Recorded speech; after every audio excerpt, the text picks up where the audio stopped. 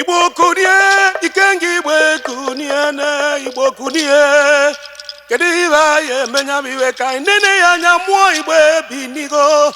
Ogbuọja-Ézè na nnukwu ọnụ m bịa kene ka itunenya miwe Ogbuọja.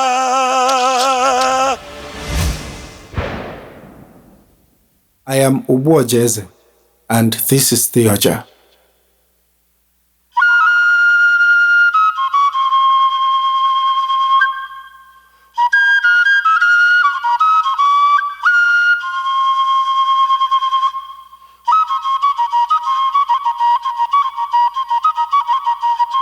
This is Ògbúọja, and I know Ada.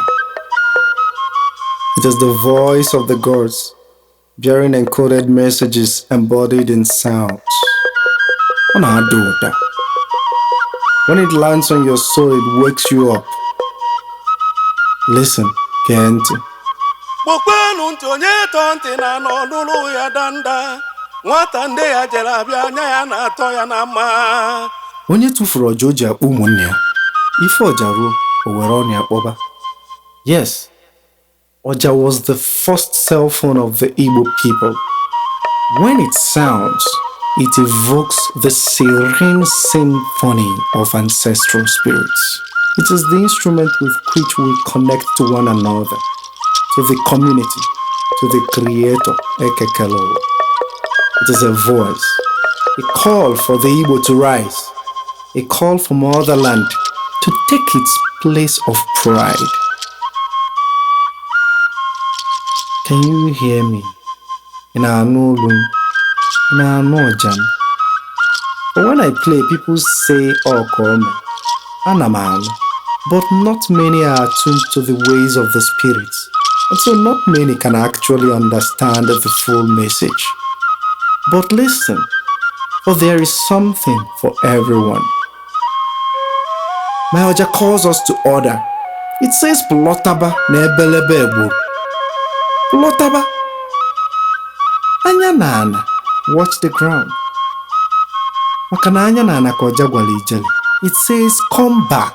Plotaba, plota, plota. Come back home to yourself, to the true essence of life. Plota. To the good old days of great festivities. Mgbe ezi dị n'ukwu ụkwa. Mgbe nwanne na-eme nwanne. Mgbe ayili igwe bụ enyi. Mgbe buru gboo. Mgbe enu bụ anọ ọsa. Chekete ka m zie gị. I have messages from the gods. Nwanne m, asị m gwa gị na ife ọma dị n'iru, mana gị chetakwa na Azụka. Azụka, the riches of our authentic ways of being are greater than the shadows we chase today. We are the motherland. We are the cradle of civilization. Anyị bụ ndị mbụ. Do not forget that. Echezona. Afamefuna. Obi echina. Gent, listen to my Ògbúọja. It brings you home, to the community of spirits and humans who make things happen. Ezumezu ndị nwe obodo.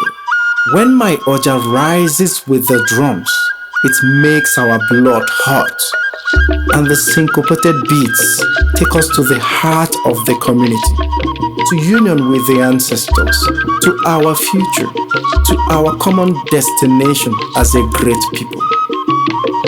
Indeed, our work as Africans cannot truly begin if we do not connect with Ndimbu na Ndegede.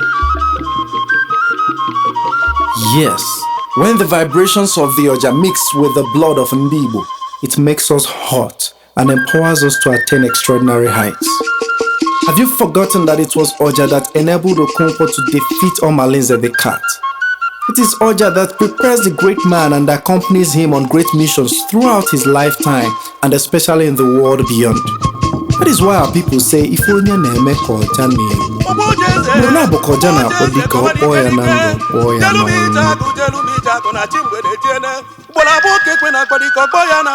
ya n'ọnwụ. Binie, kedu nwa agụ na-ebere ka mgbe egwu binie na ọkwa Ògbúọja na-akpa anyị.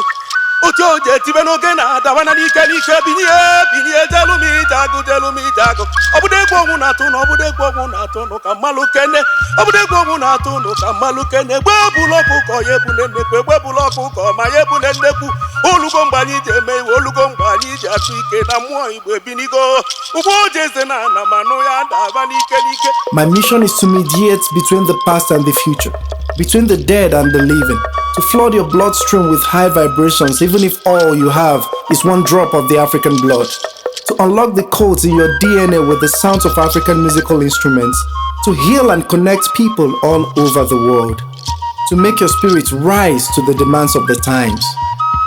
When my Oja calls, it calls you Moketegete, Akwa Akwuru.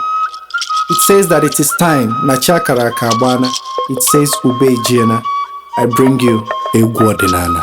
Ọjaduwo dike nọ na akpọkpọnde ọja na-ada n'ike n'ike ọja na-ada n'ike n'ike ana manụ ka ọ na ha na ntị ejiri ọmụ na ana manụ